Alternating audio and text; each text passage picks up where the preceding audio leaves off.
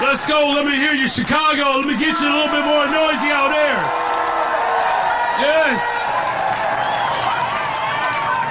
No federal troops in the city of Chicago. No militarized force in the city of Chicago. But we're going to straighten out the crime in these cities. He said, sir, Memphis would be good because he's on the board of FedEx. He said, when I walk 1 block to my hotel, they won't allow me to do it. They put me in an armored vehicle with bulletproof glass to take me 1 block. He said, it's so terrible. I said, let me ask you a question. So we're going to Memphis. I'm just announcing that now, and we'll straighten that out. National Guard. Well, there you hear it, everyone. The National Guard is not coming to Chicago. Now they're going to be going to Memphis, Tennessee. And according to Brandon Johnson, you just heard him, that was a snippet from his speech on Labor Day, no federal troops in the city of Chicago because Chicago is safe, crime is down, and it's not necessary. It's just a political stunt being drummed up by the Trump administration. But there's a lot of crime going on still, notwithstanding what the mayor says. Take a look at these. New video shows a frightening scene on Michigan Avenue in broad daylight as people were leaving work. A robbery crew using axes to smash their windows at the Rolex store and steal watches. Chicago police say a brief security guard was exiting one of these buildings when someone tried to rob him. And that's when a struggle ensued. Listen to Chicago police scanner audio that describes what happened. Approached that person from Brinks, took the money, punched the driver in the face at Madison and stayed after some shots were fired. That what we're being told at this point is that this is one of 3 particular scenes that occurred earlier this morning. Now, we do have some video, some cell phone video from a witness that actually witnessed this happening. Cell phone video from a camera captured moments thieves rammed the vehicle into this luxury store. Then you see a group of people dressed in dark clothing go into the store and then run out of the store with stolen items. That's when you also notice that there are people that have driven up in other vehicles or those that were already parked. The folks that ran out of the store then jump into those cars and they speed away. Those are just 3 recent smash and grabs that have happened in the city of Chicago just in the last week. You had Louis Vuitton that was the smash and grab. And again, that's just amazing when you see how they back that vehicle to break the window and then they jump into waiting cars. Just brazen.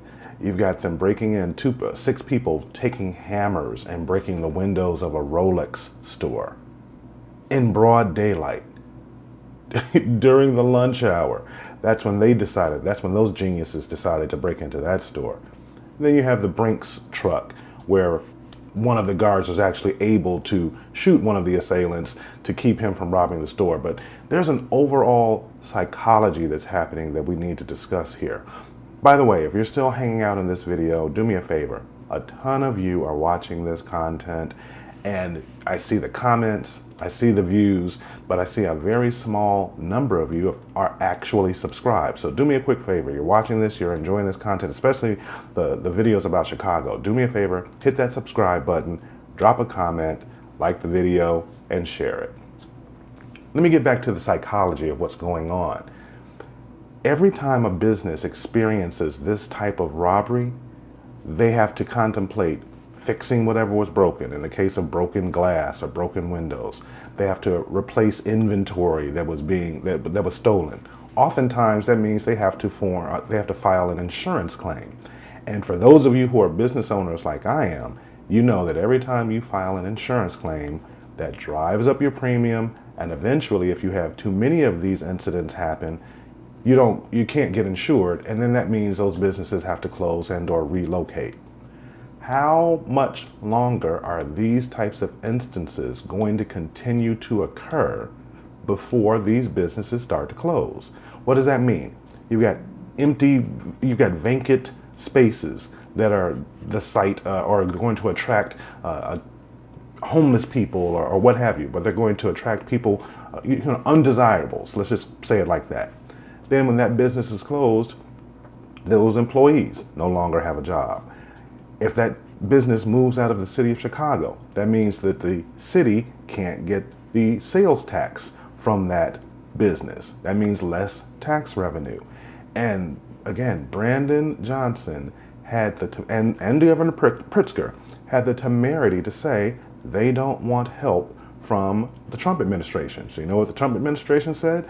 They went ahead and got with the governors of Tennessee and Missouri, said, fine, Chicago doesn't want us there, we'll go into Memphis and St. Louis. But again, just take a look at how bold these criminals are in the city of Chicago right now. As I mentioned before, it is still unclear if these particular scenes, this one here in Walton and Michigan, the one in Ohio and Michigan, and then another scene down on southbound Lakeshore Drive near Roosevelt, if they are in any way all connected. Police have not confirmed that, but we do still have 3 particular scenes. What we know is that this appears to be a crash and grab that kind of started all of this, and then I guess basically appears to have migrated south on Michigan Avenue, but we're still waiting to get more information on that. Let us throw it to Diane in traffic just to get some more information there. Diane, what do you know right now? And that's exactly what we've been trying to piece together, Evelyn, is if these scenes are all connected. So I'm just going to break down what this second scene looks like. So Evelyn is at the first scene.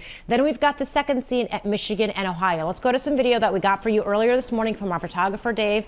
So you see the white vehicle overturned, very serious damage done to that SUV. We also have a dark colored sedan involved in this crash as well.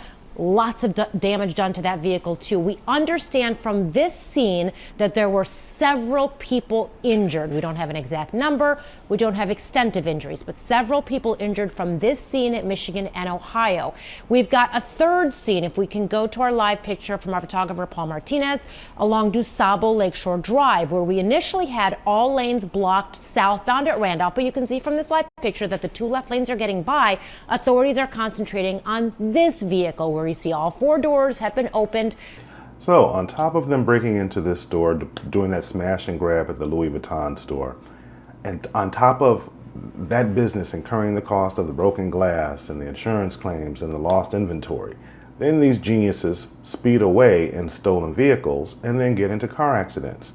Now further individuals are going to be impacted because they're going to have to file insurance claims. They're going to have the loss of their vehicle. Maybe they got hurt in the accident. You saw that one car that was turned over, so the likelihood that someone was hurt in that one is great. All of this because Mayor Brandon Johnson does not want to crack down and take the cuffs off of CPD so they can do their jobs and so that they can establish law and order. Remember, without law and order, you don't have anything else. He refuses to hold people accountable, both he, the CPD by extension of the mayor because he's giving them mandates on what they should and should not do, and even the state's attorney. They're not prosecuting and keeping these people in jail. So it's the fault of the judges who let these criminals go. It's the fault of the DAs or the state's attorney for Cook County not charging them. And then you've got the Johnson administration who has put a mandate out to CPD so they can't police effectively. So this impacts all of us, not only the business owners, but the people who walk into those businesses and shop. Then it impacts the psychology of people who think, you know what, it's dangerous for me to go into this particular area of the city, which is supposed to be the safest area, by the way. Now people don't want to go into that area of the city because they don't feel safe. So now additional businesses are going to be impacted. That's additional tax revenue that's not going to be generated from sales taxes. That's additional revenue the city isn't going to get when additional businesses out-migrate from the city of Chicago because they can't stand to keep their businesses and their employees in these unsafe conditions. What is so hard about that concept? Robbers seen using axes to smash through the side window and display case on East Huron. They then reach in and grab a couple watches before they run off. Some watches seen left dangling from the window. I don't think Rolex thought could be broken. They found out the hard way. If you've got enough leverage on a hatchet, you could break through. Alderman Brian Hopkins says he does not recall a smash and grab like this in the middle of the afternoon when the streets are filled with tourists and shoppers. Chicago police say 4 men in masks broke the glass. This was a successful robbery. They have recounted. They are missing watches. This was successful. The robbers fled in a red Nissan Murano and sent police on a chase down the Dan Ryan. They then crashed the SUV into a parked car near 69th and Peoria in the Englewood neighborhood.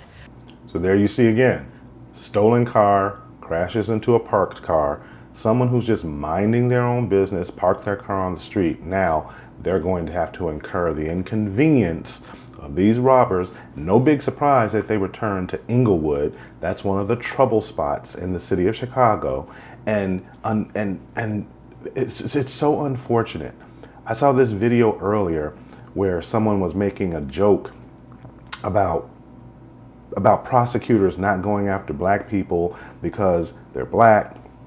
We've got this nationwide, in these democratic cities, we've got this nationwide initiative where current criminals in 2025 are not being held accountable because slavery and Jim Crow and all of these things that happened in the past. None of that has anything to do with holding criminals accountable today. And it's so unfortunate that the rest of us who are law-abiding citizens have to have our lives impacted because politics thinks that it's politically incorrect to go after people who are criminals. I don't care what color they are. If they broke the law, they need to be held accountable. The men were seen throwing items out the windows, presumably watches. Honestly, it's sad. Lamont Evans is with the Restorative Project, a group that responds to violence in the community. We talked to him about how this happened as President Trump is threatening to bring the National Guard to Chicago. If we bring more resources to the community, more jobs, more federal funding, then maybe we wouldn't have to deal with the backlash of things like this. We were able to arrest these 6 offenders. I'm not sure what the National Guard could have done. Tonight, police were seen collecting evidence outside the Rolex store as they continued their investigation. People walking by in shock by the debris and scene left behind. In the end, Chicago police say 6 men were arrested. So you heard that. 6 offenders got arrested. They stole probably 6 watches that were worth around $170,000. Again, here's why this makes this particularly galling. They went back to Englewood. Nobody in Englewood is going to be able to afford a $20,000 watch. So if they try to sell it on the black market, they're going to have to sell it for pennies on the dollar. That's number one. If they decide to keep the watch and wear it themselves, now they're going to be the target of someone who's going to try and hurt them and take it and perhaps kill them to take the watch. Again, it's just so poorly thought out. And then to hear, hear that black man that just spoke a moment ago and said, oh, send more resources and more jobs. There are plenty of jobs out here. Unfortunately, these 6 people who robbed that Rolex store, those other people who did the smash and grab at the Louis Vuitton store, the other couple of people who held up the Brinks truck, let's ask ourselves, what skills do those individuals have to go out there and get a job where they'd be able to take care of themselves? If they had skills, they wouldn't be out there robbing, and they certainly wouldn't be taking a hatchet to a window of a Rolex store. That's probably one of the dumbest crimes I've seen in a while, and I've seen a lot of dumb crimes. I'm sure you have too. Do me a favor. Like I said, subscribe to the show, drop a comment. You're listening to The David Seaton Show. I'll catch you in the next one.